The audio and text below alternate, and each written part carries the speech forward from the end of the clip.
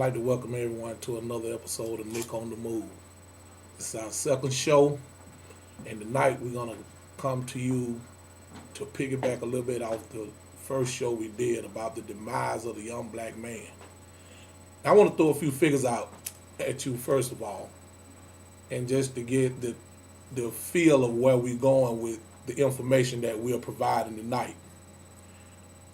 Out of 300 million Americans, black people, we make up only 12% of the population, which roughly estimates at about 39 million people. 44% of the jail population, which is about 2.5 million total inmates, we make up. 44%. That's a staggering number. And out of that 44%, 10.5% of black men between the ages of 25 and 30 are incarcerated.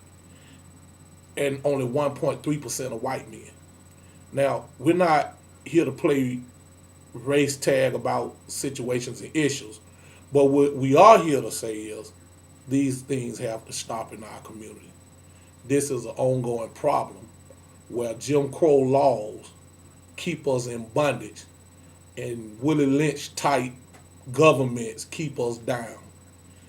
One of the things I want to bring you to DeKalb County, DeKalb County, Georgia, city of Atlanta metropolitan, where we have a jail that is 91% black inmates. And out of that 91% black inmates, I think it's somewhere around the number of 84% of these inmates are young black men. That's unbelievable when you live in a county that's half white.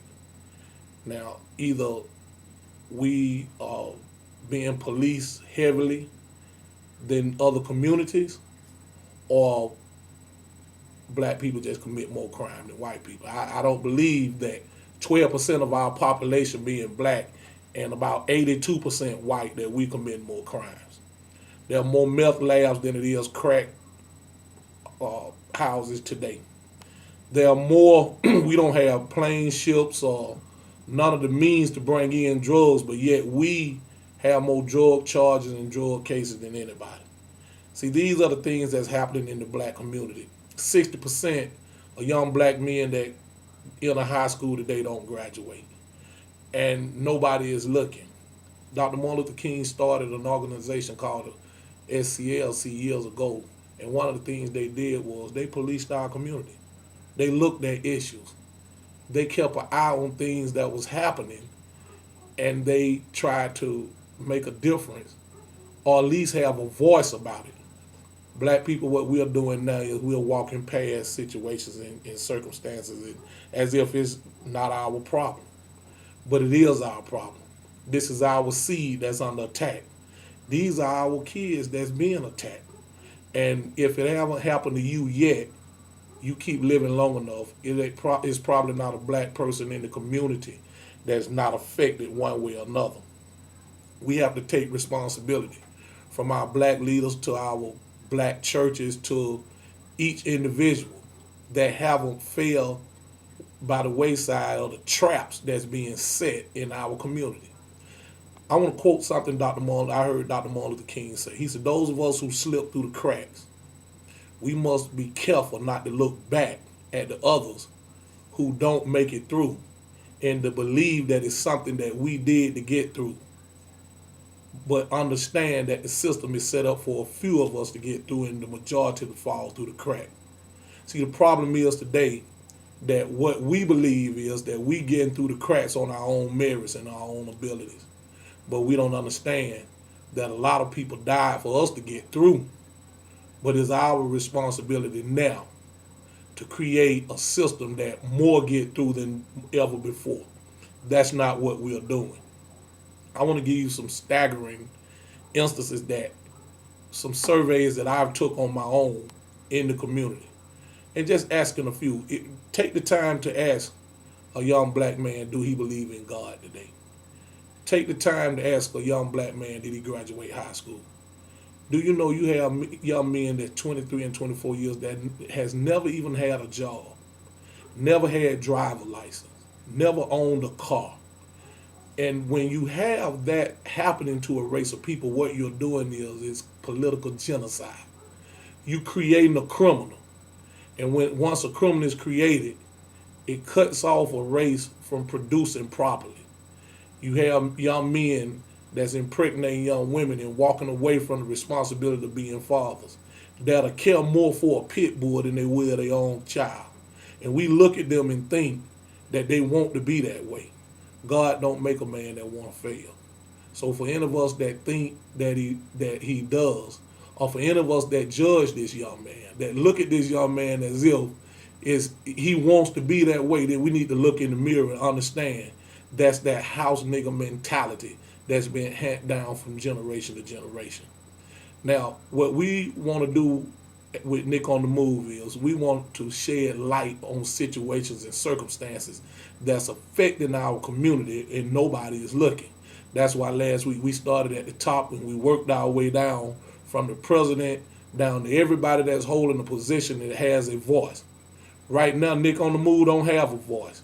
We are trying to create a voice. We're trying to become a force in the community that somebody say, you know what, maybe they have some points. Maybe it's something we need to look at. Maybe it's something that we need to focus on. Maybe it's something we need to try to create something.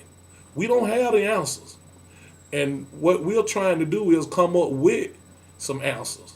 Now, before I leave tonight, I want to challenge every black individual. And I want everybody to understand that if we take one individual and try to positively affect that person by saying, hey, if you're a high school dropout, get a GED. If you're a young man that has never been to church, take him to church. If you are a young man that need feed him. If you're a young man that don't know how to do nothing but beg for quarters, teach him how to fill out a job application or go and be about something other than standing around. Now, these are hard choices that we got to, right now, I don't have the answer. But what I do know, we got to start somewhere. Once again, I want to quote something Dr. Martin Luther King said. And he talked about having a dream that one day that we'll be judged by the content of our character, but instead of the color of our skin. Now, that quote right there in itself not only mean from individual, from law enforcement to corporate America. Right now, we're still being judged by the content of our skin by the color of our skin instead of the content of our character. If we ever are gonna get through the struggles that we face today, then as black people, we got to come together to help our generation that's struggling now. The freedom fighters marched and gave their lives in a lot of cases because they knew they would never benefit from the fruit of their labor. And they did it because they knew that we would. Now what we're doing is we're reaping the fruit of their labor, but we're not harvesting any ourselves. What we need to do is understand that our fight is not for ourselves, but it's for generations to come. And until we get to that point to where we are selfless enough to say, hey, maybe it's time for us to stand up for the generations to come. Maybe it's time for us to try to give the generation that's struggling now some hope. Then there's no hope for none of us. Until the next time we meet, this is Nick on the Move signing out. I love you. Peace out. Keep your ears open for other messages because we're going to keep coming. We're not going to stop. We're not going to be deterred. We're not selling out. We're going to deal with issues in our community. We're going to try our best to shed light on dark situations. And until we can become a light in the community that shines so every black person have a fair chance, then our goal won't be accomplished. That's our mission. And this mission has been a mission that's been going on for years and years, but just haven't been complete. We're not saying we're going to complete it, but we're just trying to pass the torch. Carry this torch and pass it on. Until the next time we meet, this is Nick on the Move. saying peace out.